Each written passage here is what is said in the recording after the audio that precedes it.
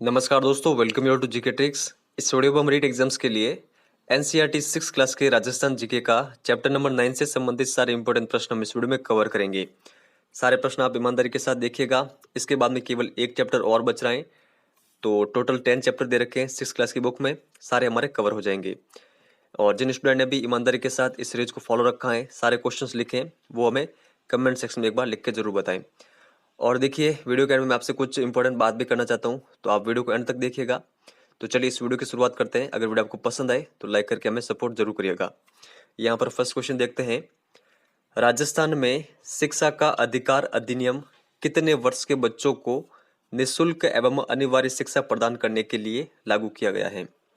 6 से 10 वर्ष, 6 से 12 वर्ष, 6 से 14 वर्ष या फिर 6 से 18 वर्ष? तो इसका करेक्ट आंसर होगा ऑप्शन नंबर थर्ड, 6 से 14 वर्ष के बालकों के लिए। और देखिए, जो राजस्थान में शिक्षा का अधिकार अधिनियम है, ये लागू कब हुआ था? देखिए, ये लागू हुआ था 1 अप्रैल 2011 को। तो ये भी आपको ध्यान में रखना है। आगे चलते हैं। किस पोर्टल के माध्यम से राजस्थान में स्कूल की स्थिति को समझा और देखा जा सकता है? ज्ञान दर्पण पोर्टल, शाला दर्पण पोर्टल, शाला दर्शन पोर्टल या फिर कोई नहीं?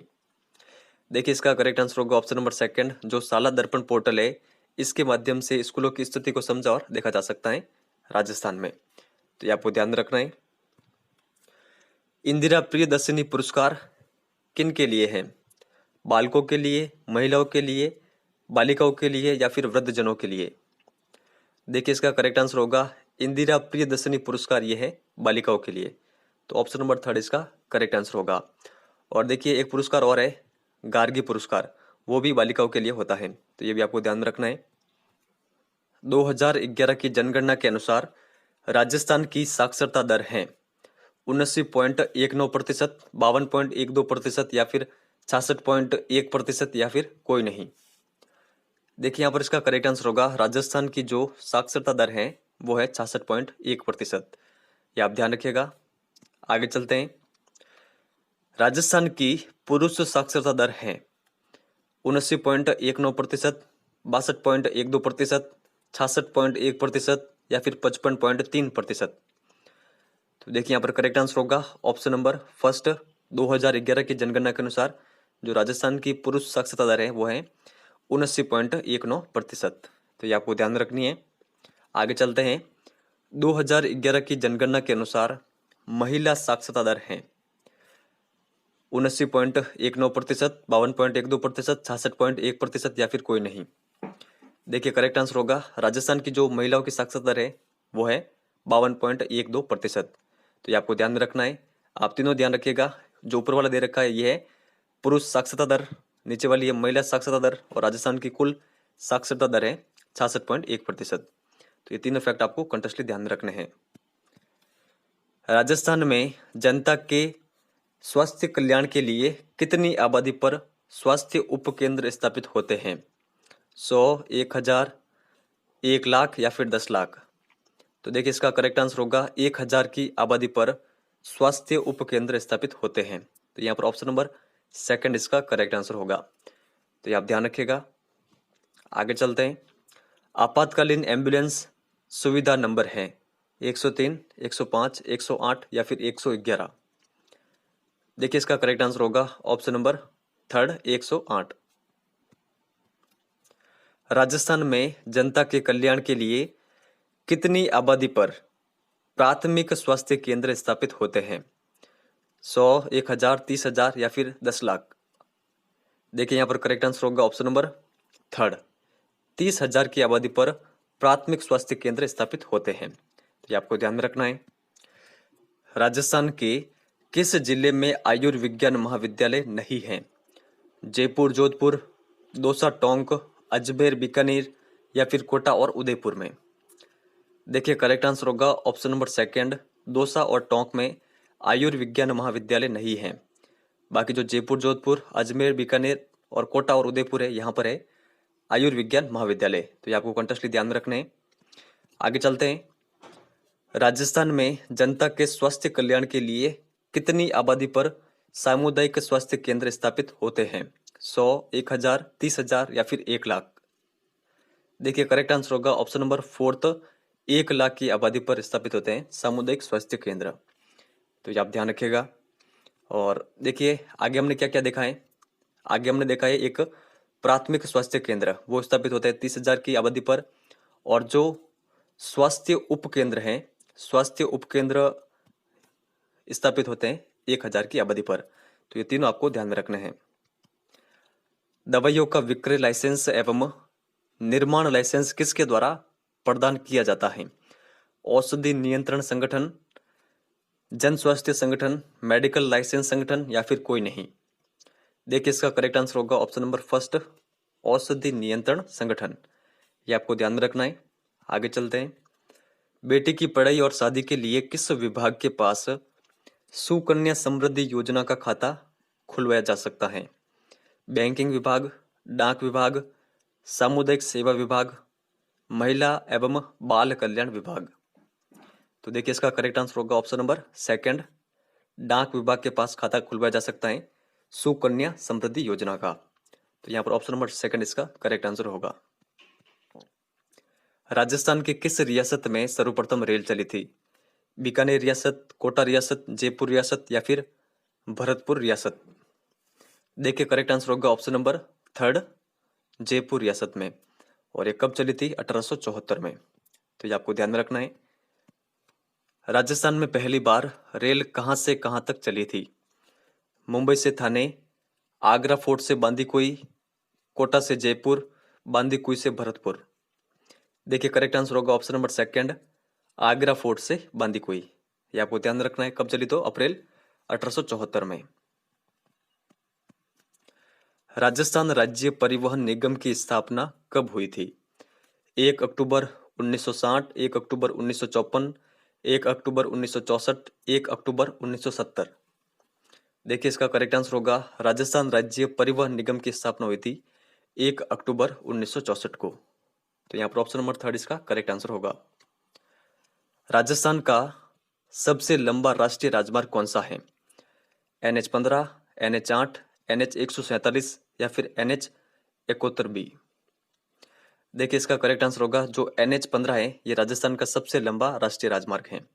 ये आप ध्यान रखिएगा। जो न्यू एनसीईआरटी की इसी वर्ष जो बुक आई है उनमें जो ये आंकड़े पुराने वाले यही दे रखे हैं। तो ये आपको ध्यान रखने हैं। राजस्थान का सबसे छोटा राष्ट्रीय राजमार्ग कौन सा है? NH-15, NH-8, NH-147 या फिर NH-71B। देखिए राजस्थान का सबसे छोटा राष्ट्रीय राजमार्ग है NH-71B। तो यहाँ पर ऑप्शन नंबर फोर्थ इसका करेक्ट आंसर होगा। राजस्थान में सड़कों की सर्वाधिक लंबाई किस जिले में है? जैसलमेर, जोधपुर, धौलपुर या फिर उदयपुर। देखिए यहाँ पर करेक्ट आंसर होगा जोधपुर में जो सड़कों की लंबाई है वो सर्वाधिक है। तो ये आपको ध्यान में रखना है। ऑप्शन नंबर सेकंड इसका करेक्ट आंसर होगा। राजस्थान में सड़कों की न्यूनतम लंबाई किस जिले में है? जैसलमेर, जोधपुर, धौलपुर या फिर उदयपुर। तो यहाँ पर करेक्ट आंसर होगा ऑप्शन नंबर थर्ड, धौलपुर में। राजस्थान में भारतीय रेलवे के कितने जोन आते हैं? 1, 2, 3 या फिर 4। देखिए करेक्ट आंसर होगा भारतीय रेलवे के कुल 2 जोन आते हैं राजस्थान में। कौन कौन से? देखिए एक है उत्तरी पश्चिमी रेलवे जोन और दूसरा है पश्चिमी मध्य रेलवे जोन। तो ये आपको कंटेस्टली ध्यान में रखना है। आगे चलते हैं। राजस्थान में कुल कितने रेलवे मंडल हैं? 3, 4, 5 या फिर 6। देखिए करेक्ट आंसर होगा ऑप्शन नंबर थर्ड, कुल 5 रेलवे मंडल हैं। कौन कौन से? देखिए एक है जयपुर मंडल, सेकंड है जोधपुर मंडल, थर्ड है अजमेर मंडल, फोर्थ है कोटा मंडल और फिफ्थ है बीकानेर मंडल। तो ये आपको ध्यान में रखना है। भारत का सबसे बड़ा रेलवे मॉडल कक्ष कहाँ पर है? जयपुर, जोधपुर, उदयपुर या फिर बीकानेर। देखिए यहाँ पर करेक्ट आंसर होगा ये है उदयपुर में। जो पश्चिमी रेलवे क्षेत्रीय प्रशिक्षण केंद्र उदयपुर है वहां पर है भारत का सबसे बड़ा रेलवे मॉडल कक्ष। तो ये आपको ध्यान में रखना है। आगे चलते हैं। निम्न में से कौन सा जिला वायु सेवा से जुड़ा हुआ नहीं है? जयपुर, जोधपुर, उदयपुर, कोटा, अजमेर या फिर पाली।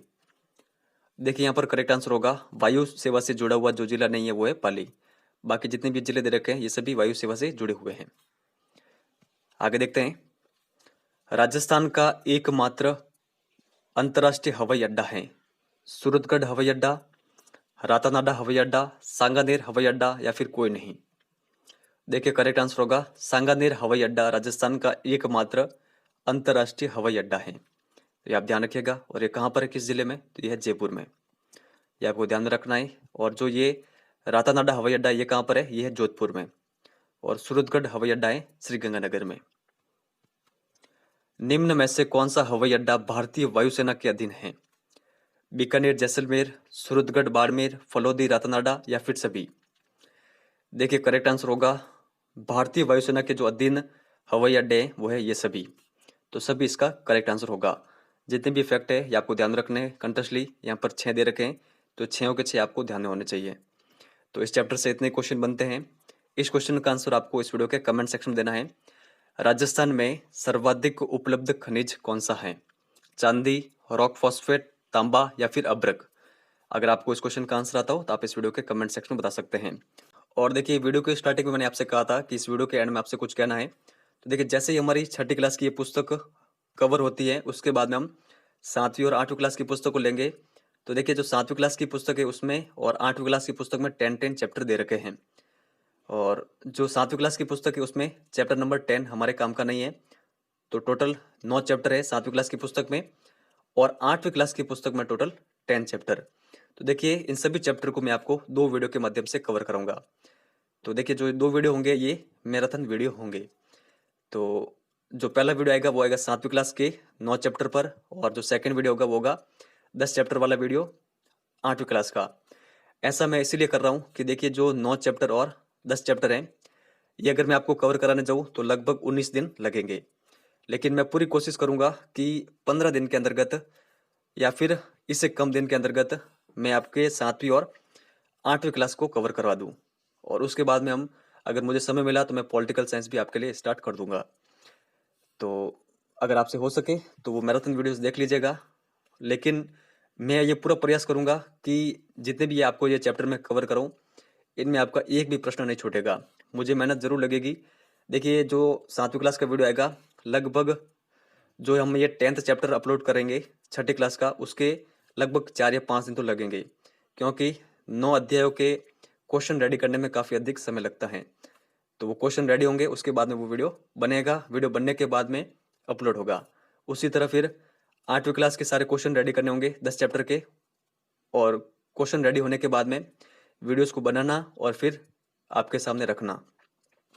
तो समय तो लगेगा लेकिन आपको इनका महत्व समझना होगा। मैं अपना समय पूरा इन्वेस्ट कर रहा हूँ आपके लिए इतना। तो जब भी ये 2 वीडियोस आए तो आप देख लीजिएगा। और कुछ स्टूडेंट कह रहे थे कि सर आप ये क्वेश्चन बना कहाँ से रहे हैं? तो देखिए जो अभी ये न्यू पुस्तक है ये एनसीईआरटी की जो कि इनका नाम है हमारा राजस्थान। हमारा राजस्थान के नाम से ये पुस्तकें चल रही है। तो इन पुस्तकों से मैं ये क्वेश्चन ले रहा हूँ जो कि 6ठी से 8वीं क्लास तक के लिए हैं। तो अगर आपके पास ये बुक्स नहीं है तो आप जब भी मार्केट जाए तो वहाँ से आप ये खरीद सकते हैं। अदरवाइज आप अगर हमारे वीडियोस देख लेते हैं तो वो भी इनफ है क्योंकि मैं एक भी प्रश्न आपके लिए नहीं छोड़ रहा हूँ। आप बुक खरीदे या ना खरीदे मैं एक भी प्रश्न नहीं छोड़ रहा हूँ। लेकिन आपको इतना तो करना ही होगा कि सारे प्रश्न आप कहीं पर लिख लें। तो इस वीडियो में इतना ही है। टेलीग्राम पर आप ज्वाइन नहीं हुए तो ज्वाइन हो सकते हैं। सिंपली आप टेलीग्राम पर जाएं, वहाँ पर सर्च करें जीके ट्रिक एजुकेशन, वहाँ पर आपको हमारा चैनल मिल जाएगा। तो इस वीडियो में इतना ही है। अगर वीडियो आपको हेल्पफुल लगा है तो इस वीडियो को लाइक करके हमें सपोर्ट जरूर करिएगा। धन्यवाद।